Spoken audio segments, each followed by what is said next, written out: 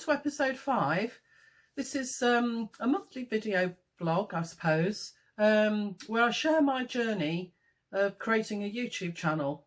I share all the ups and downs and how far I've come. My name is Kay, and my new YouTube channel, which I started on the 1st of June, is all to do with art and craft. It's all to do with, at the moment actually, I'm just reviewing art and craft books. And I hope to monetize my channel. This is the goal, to supplement my state pension, because my UK state pension is not going to be enough for me to live on. So that was the primary aim in the beginning of starting this YouTube channel.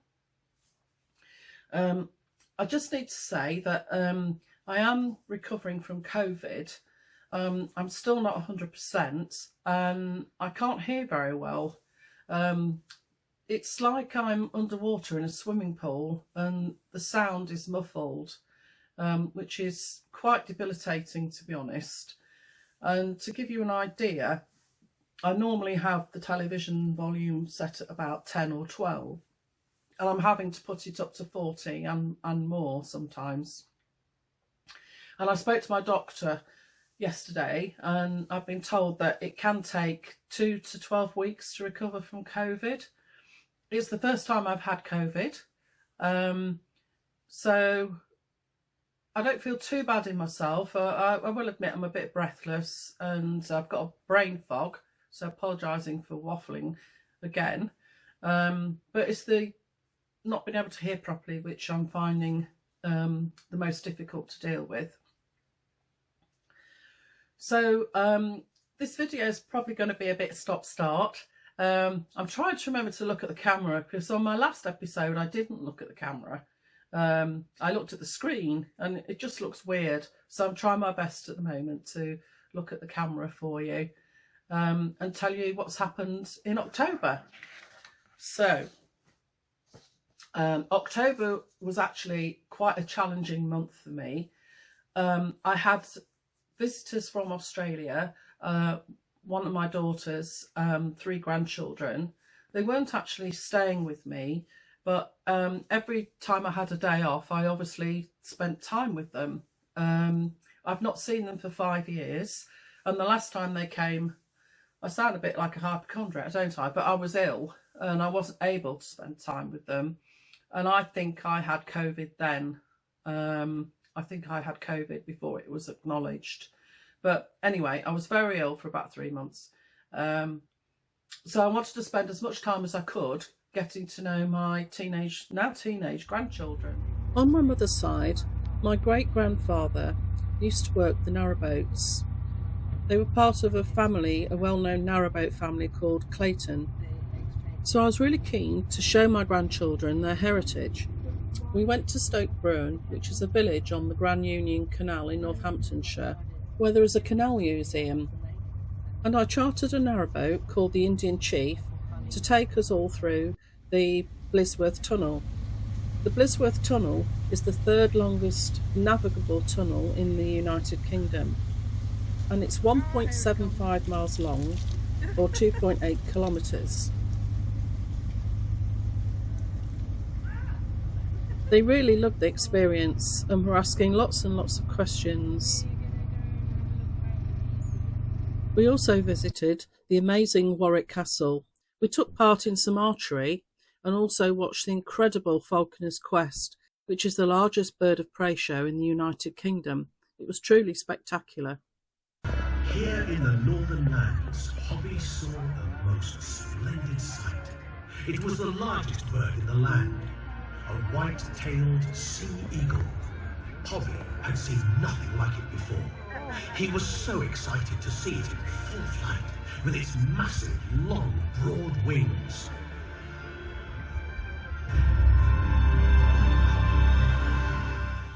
We had a lovely time, we really did. But it was quite intensive not having any spare time to devote to this channel or anything else. My garden became a jungle, but I think people and family are more important. and I wanted to make the best of the opportunity. But coincidentally, my youngest daughter also asked me, prior to knowing about the Australian visit, if I wanted to go on holiday with her and my very young grandchildren to Gibraltar. I used to live in Gibraltar. I went to school in Gibraltar, and I love Gibraltar and the Gibraltarian people. They're really warm and friendly and welcoming. So, can you hear Tinker? I've got Tinker here. Those regulars to my channel will know about my little dog Tinker. I've got something to share with you actually at the end of the video about him. But he's been a great comfort to me while I've been ill. Just a moment, I'm going to pick him up. Come here, Tinker. Come here, come on, say hello. So, say hello, Tinks. Say hello. So I'm going to give you this, a chew. This little dog, I was in bed for 4 days solid with COVID, and he never left my side, not once. He was a great comfort to me. Anyway, let's get back to it. So I also went to Gibraltar for 5 days, and I'm sure I caught COVID on the plane on the way out. I've managed to avoid COVID up to now, but I'm sure that's where I caught COVID. But anyway, it is what it is, isn't it? So let's crack on. So technical things, I've not really got a lot to share with you on the technical front. The only thing I did manage to learn in October was that I've mentioned this before, the lighting, when I'm filming books, the lighting often isn't very good. And I have to adjust it. I can adjust it in the software I use, which is Coral Video Studio.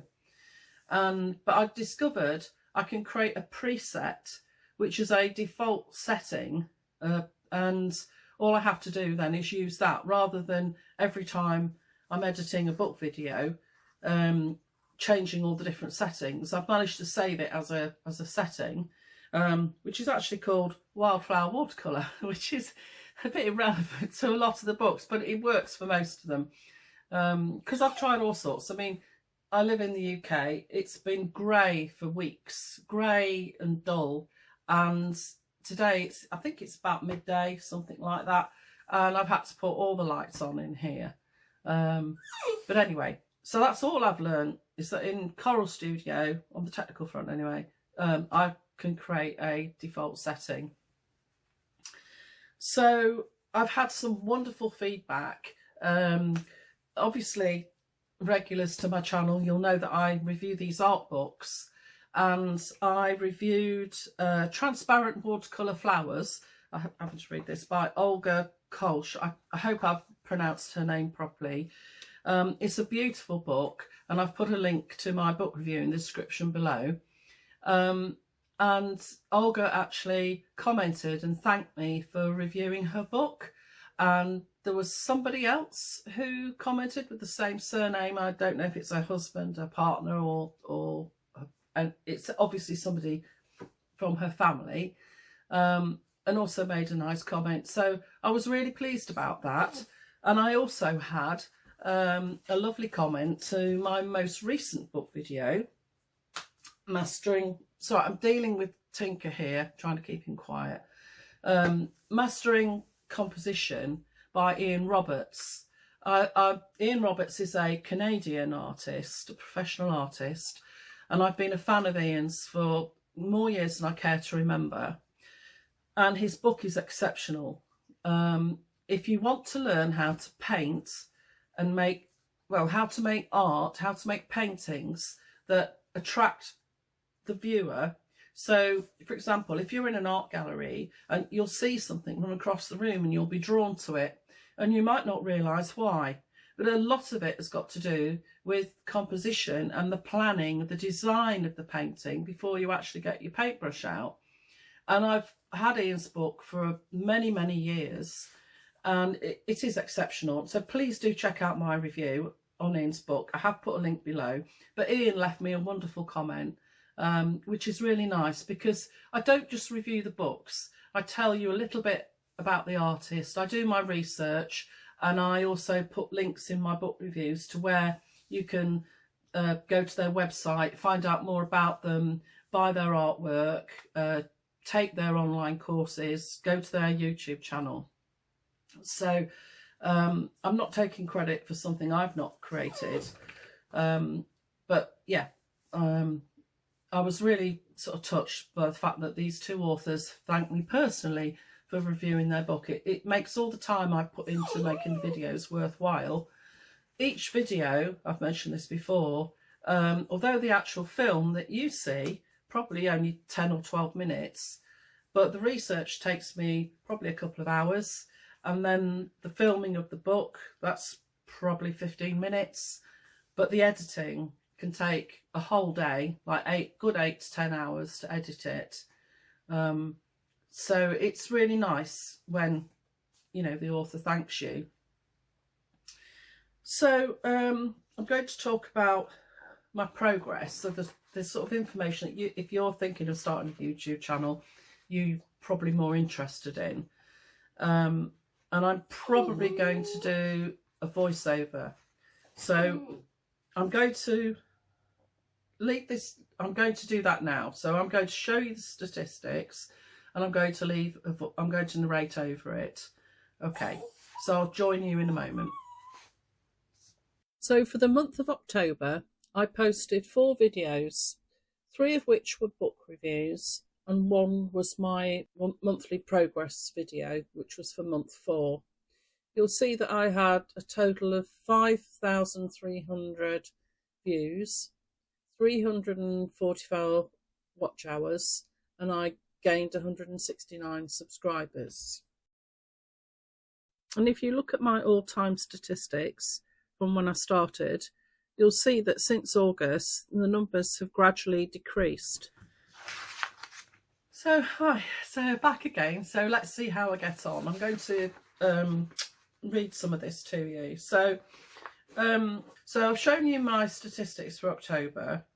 So I had 169 new subscribers in October. So welcome to everyone who's subscribed. It does make a difference, and I'm absolutely thrilled to to have all of you on board, all my lovely subscribers. I've got 1,307 now as I speak, and it's just nice to know that there are people out there that appreciate the time and effort I put into making the book reviews for you. October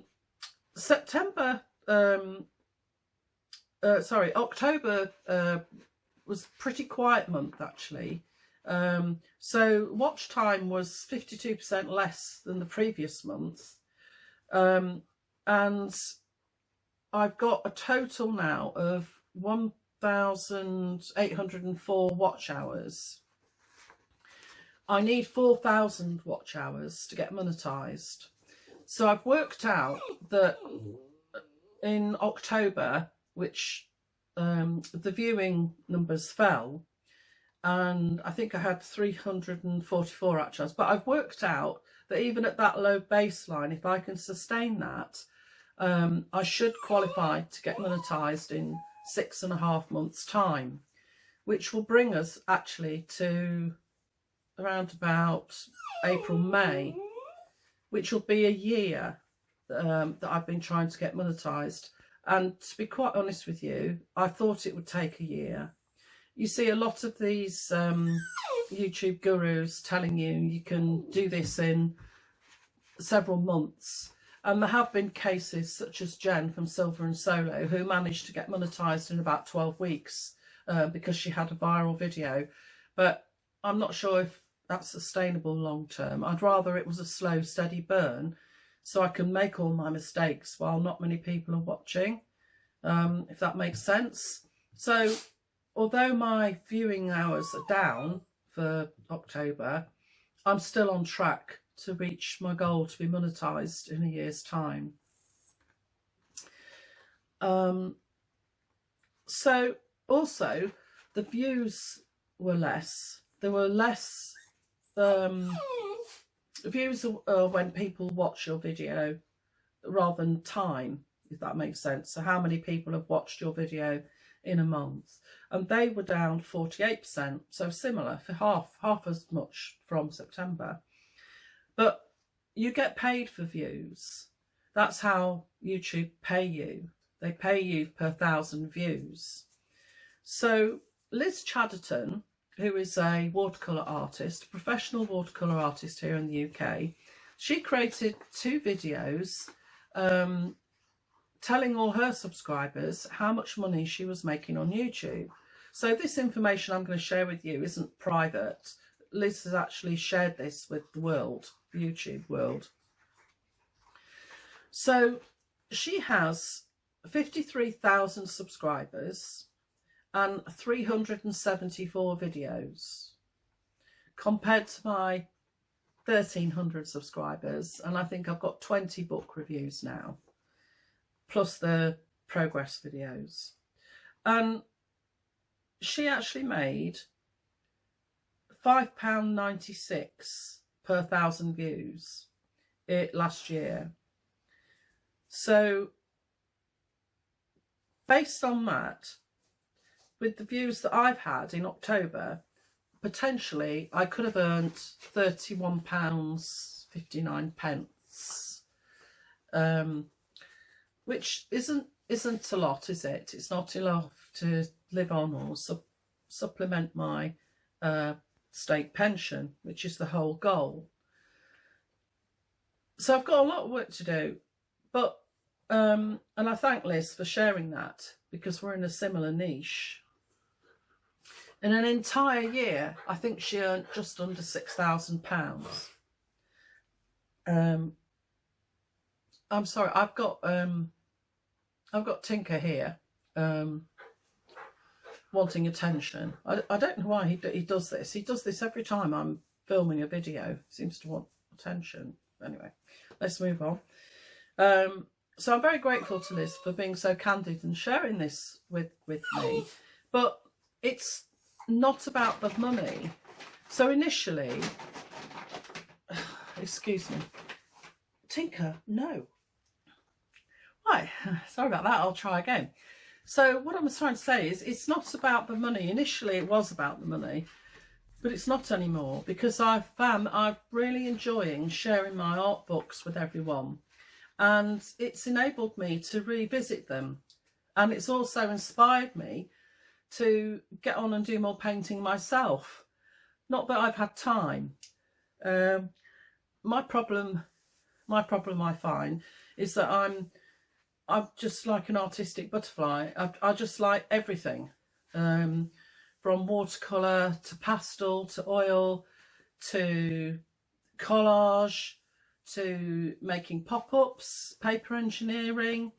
I've just got so many interests. It's very hard for me to focus. So every time I pick up a book and review it, I think, oh, I want to do that. I want to get on and I want to do that. So it's been really nice, because it's given me the opportunity to really study these books and go through them. And eventually I hope to create some proper online courses so I can teach people what I know, and also some YouTube tutorials. But it's a time factor, because I've still got a day job, and just making these videos at the moment is taking up all my spare time. So this brings me on, I'd like to mention a lady called Anne Livingston, and I've put a link to Anne's YouTube channel in the description below.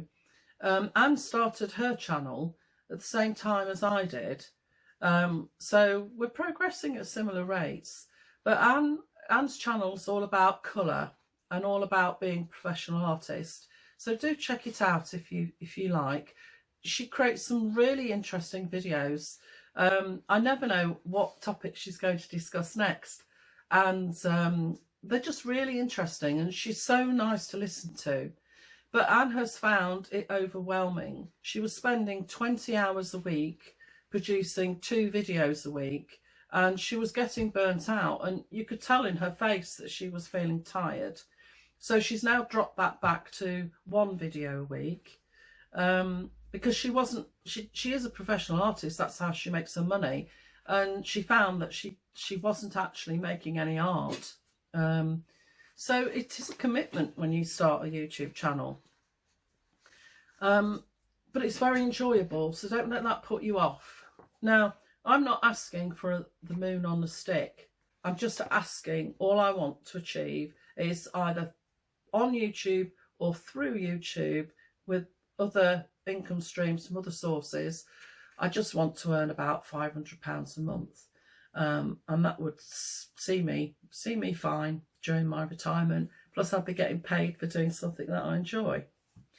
And I'm very mindful of my hobby, my interest, not overwhelming me and taking over. And I'm going to share a personal story with you now, if you're still listening.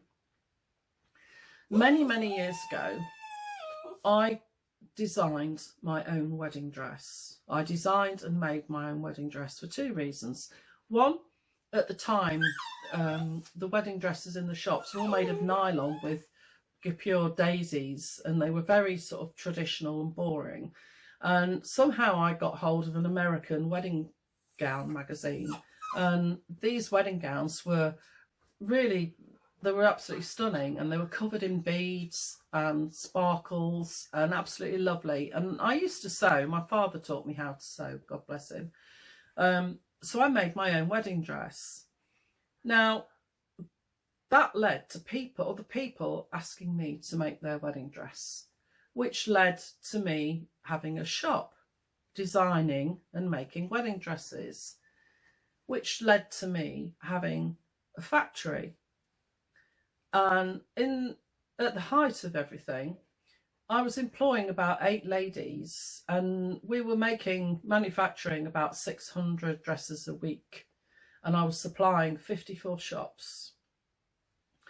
And it became this all-consuming monster. The stress of trying to generate enough sales and get enough work to keep all my ladies in employment, together with cash flow problems, because it was during the 90s, during the recession in the 90s, where the banks literally just turned their support off for you overnight. And it made me quite ill.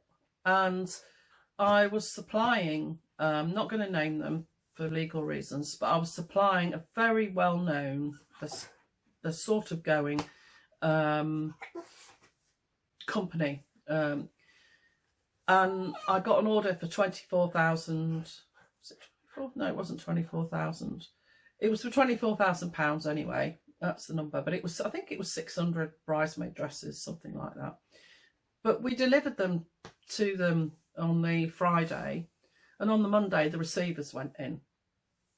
I never got my dresses back. They were armed guards on the warehouse doors, and the bank manager advised me to go bankrupt, which I didn't want to do, because I don't know, maybe I should have done, but I didn't want to do that. I didn't want to. So I owed the supplier money. And I also used to use what's called a cut, make and trim service, which is where you outsource some of your work if you've got surplus.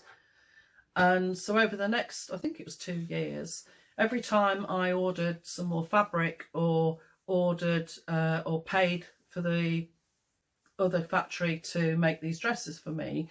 So if I ordered £100 worth of fabric, I would pay 200. So eventually I paid all the money back that I owed them. And I avoided bankruptcy, and I gradually downsized. Every time a lady left for some reason, I just kept downsizing. So eventually I ended up buying a larger house and actually working with 2 ladies from my own home. But it was very stressful. And in the end, when I sold the business to a competitor, I sold all my designs, all my patterns, all my order books to a competitor, and that's when I went into teaching. I never wanted to be in that situation again, to be honest, and it destroyed my love and interest in sewing. And I didn't touch a sewing machine again for 20 years after that. It was only about 4 or 5 years ago that I touched the sewing machine again.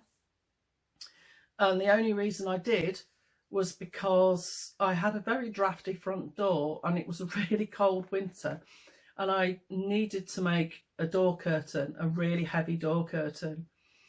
And that's the only reason I couldn't face sewing.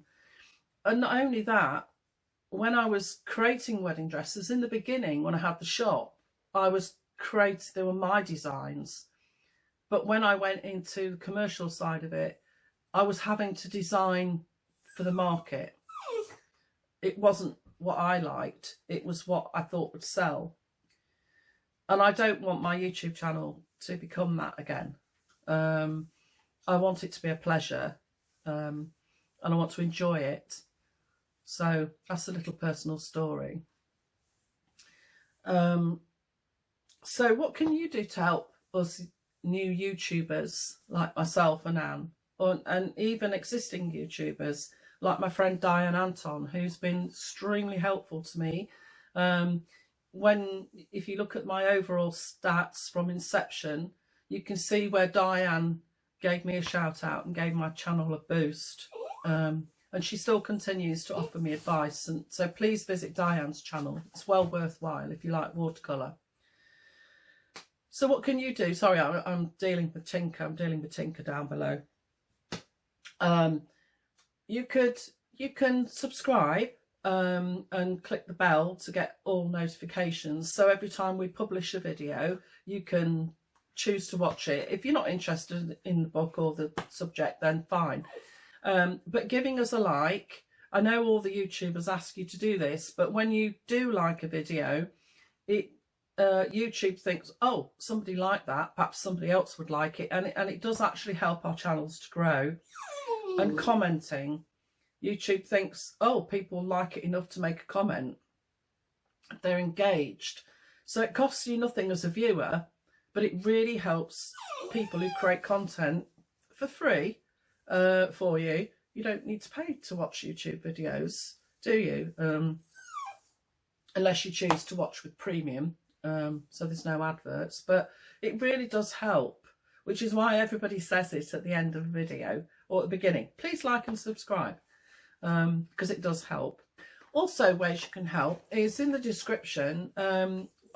People often put affiliate links, so links to products or links to where you could buy the books in my case. And if you click these links, we get pennies really, but it all adds up and it's a bit of commission and it doesn't cost you anything either. So that helps. If you want to help us out, you can click the affiliate links. So what have I got to do? I've got loads to do. One thing I want to do is pin a comment to all my videos. I still need to create a personal channel intro, which is me talking. I want to do what I'm referring to as bonus videos. So I have a lot of art books and also quirky books, which I think might be of interest to my subscribers, which aren't actually art books, like, you know, how-to art books per se. They may be catalogues of well-known artists, but they're not actually how-to books. So I want to do some show and tell of those books, but I'm going to create them as like bonus videos, so they won't be part of my weekly video post. And also out of print books as well, because I still think they're of interest to people. And I need to make a plan, a proper time management project plan, if you like, as to how to grow my channel and how to use the channel to get more income, get an income from art, from making my art and creating my art. I've got loads of ideas and I've brainstormed them, but I need to actually get them into a time frame. And something I've been thinking about lately, because I do get overwhelmed with having to work, having a day job, having a home to look after, and everything else that goes with that, and putting the time into my this YouTube channel. it's very easy to get overwhelmed. Fortunately, I'm pretty good at putting things in boxes mentally and physically, actually. But what I've taken on this mantra of just one thing, just one thing. So every day, at the end of the day, I think, okay, what is the just one thing I want to get done tomorrow? And this is not just for the channel, the growth of the channel. It's also just things like, there's a pile of clothes in my bedroom that are too small. What am I going to do with them? You know, just one thing, just do one job, just focus on it and get that done bit by bit. There's that saying, isn't there? How do you eat an elephant? One bite at a time. And that's how I feel. I'm not going to stress about all the list of jobs I've got to do around the house. I shall just focus on getting just one thing done. So now I've got, I also need time. You need time, don't you, to study, to learn about things, to watch other YouTube channels, and just engage in your own hobbies and just spend time with people. So yeah, so it's really, it's not easy. So I'm going to share something with you now. I need to turn the camera around, and I will share it with you. So we have Tinker's Treats. These are all the little presents that Tinker has bought me during the month of October. We have a twig, a feather, a leaf, another feather, a label, a bottle top, another little twig, bit of a toy, another twig,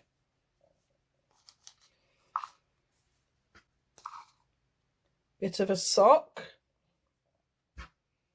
the sock that the bit came out of, you can see that, a felt pad from the bottom of a chair leg, another chunk of toy, and another chunk of toy, another little bit of plastic, another twig, another bit of twig, another label, a stone, no idea what that is, it's come off a plant, and finally another bit of plastic. So these are all the gifts that Tinker has brought to me during the month of October, in exchange for a treat. Aren't I lucky? It's okay. There you go. So that's about me done, I think, for October's review. I hope some of it was of interest to you if you're thinking of growing your own channel, or if you've learned a little bit more about me. But thank you for watching. Please like and subscribe, and I will see you in the next progress video. And in the meantime, happy painting.